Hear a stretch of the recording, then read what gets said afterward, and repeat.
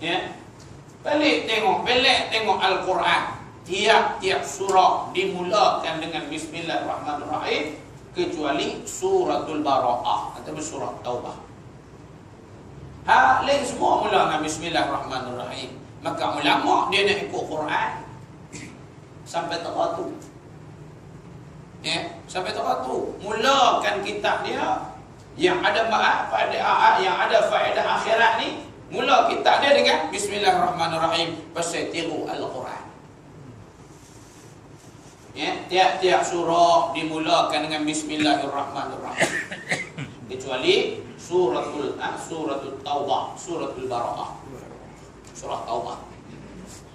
Tapi yang pertama. Yang kedua, dimulakan bismillah pada karangan kitabnya. Kenapa?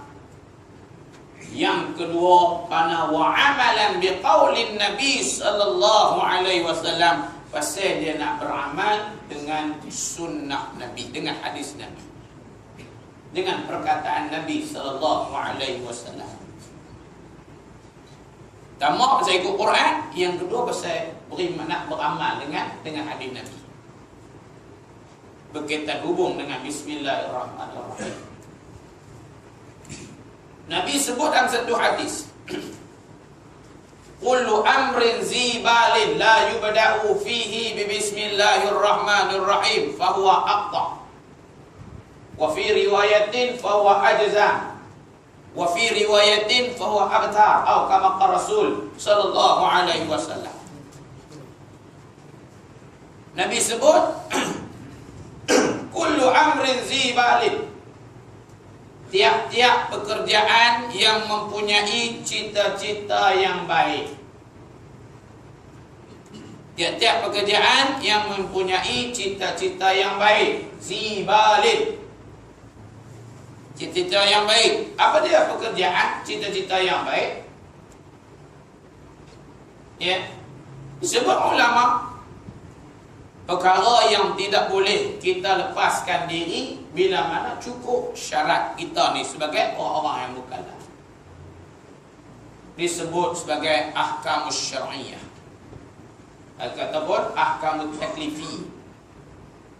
Ya, ahkamut taklif, hukum-hukum taklif. Itulah di antara pekerjaan-pekerjaan yang baik. Ahkamut taklif, ada padanya perkara yang wajib. Perkara yang wajib itu merupakan cita-cita yang baik.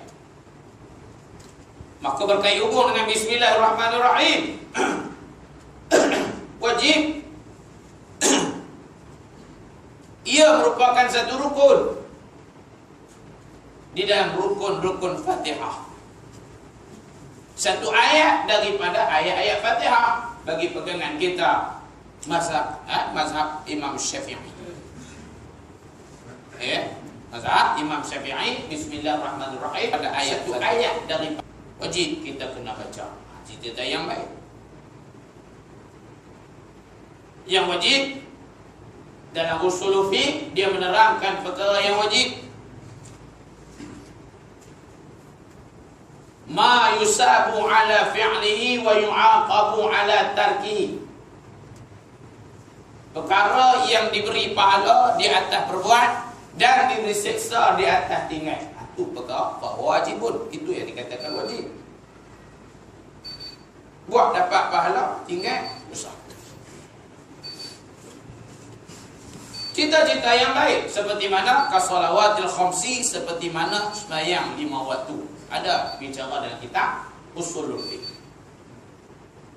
Yang kedua, cita-cita yang baik apa dia? Perkara sunnah, perkara yang sunat. Ya, perkara yang sunnah. Bismillah berkaitan hubung dengan Bismillahirrahmanirrahim. Sunat. Pada ketika mana kita nak ambil wudu, sunat kita baca Bismillahirrahmanirrahim. Ya, ada masuk dalam bab fi sunanil wudu, bab pada sunat-sunat yang perlu dikerjakan di ketika mana nak berwudu. Tu nak basuh tangan tu Bismillahirrahmanirrahim. Sunat. perkara yang haram. Perkara yang sunat. Dicerita dalam usul fiqh, ma yusabu ala fi'lihi wa la yu'aqabu ala tarkihi. Barang yang diberi pahala di atas berbuat dan tidak diberi siksa di atas tinggal. Buat dapat pahala, tinggal tak dapat apa. Itu orang faham tentang perkara sunat. Tapi dalam bahasa Al-Mutasawwif, dia bincangkan soal yang inilah yang nak bagi kita hebat. Yang sunat inilah nak bagi kita cantik. Yang sunat inilah nak bagi kita bahagia. Yang sunat inilah yang nak menampungkan perkara-perkara yang cedera dalam ibadah. Iaitulah perkara sunat. Sehingga kan ulama tasawuf dia buat perumpamaan sunat ini seperti mana keuntungan bagi mereka yang berniaga. Keuntungan bagi mereka yang berniaga. Maka orang yang berniaga perlu mengeluarkan modal. Modal itu diibaratkan seperti mana benda yang fardu. Modal. Kemudian tentulah kita nak untung. Keuntungan itulah diibaratkan seperti mana perkara yang sunat. Niaga apa tak untung? Dia kata niaga Nabi. Sepajak kata niaga Nabi tak untung. Itu tuan-tuan, Sayyidatina Khadijah berkenan dekat Nabi itu pertama pasal akhlak. Di antara yang sebab-sebab yang ni perniagaan dia tu Allahu Rabbi. Kau berkembang, kau kaya, kau kembang hebat. Hebat pasal apa? Nabi. Nabi menjadi Nabi menjadi pekerja Siti Khadijah. Hebat Siti Khadijah. Keuntungan mendadak naik. Hebat pasal apa? Dia kata niaga Nabi, saya beli 20, jual 20, niaga Nabi. Belajar. Ataupun dia kata niaga Nabi, saya beli 20, saya jual RM15, RM5, saya sedekah. Dia kata niaga Nabi.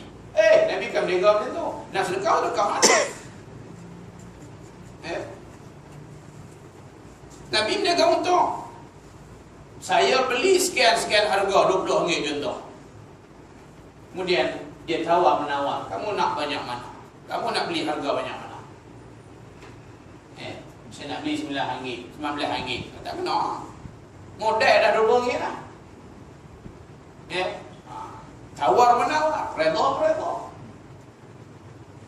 Itu baru kata nampak niaga Nabi. Kalau niaga Nabi, tuan-tuan, beli 20, jual 20.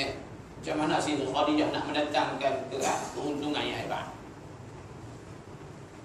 Try, tengok dah kata niaga Nabi beli 20, jual 20. Duit minyak usah kira.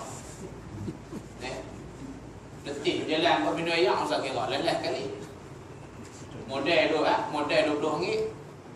Tahun bulan esok bulan nak beli, kau sikit barang. Boleh tak niaga Nabi? Sehari masa bulan nak buat tak niaga Nabi.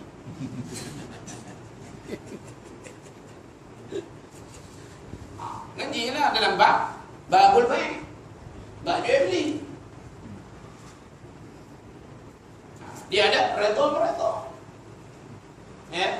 Tu.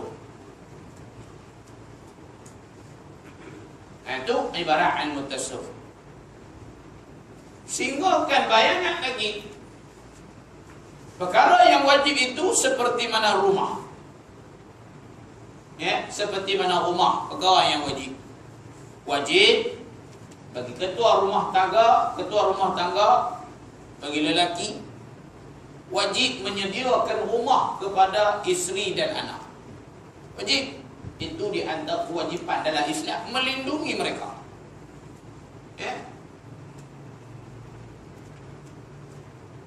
Hak sunat untuk kita mencantikkan rumah kita. Wajib-wajib ni kena ada rumah, kena ada dinding, pintu, kunci. Tu lepaslah tu nak selamatkan daripada daripada masalah-masalah, gangguan-gangguan. Habis yang bertirai tu, tak bertirai tak apa, selamat pun juga kalau tak bertirai. Maka gambaran ulama menyatakan dalam tasawuf, menyatakan tirai segala bentuk perhiasan dalam rumah ni itu umpama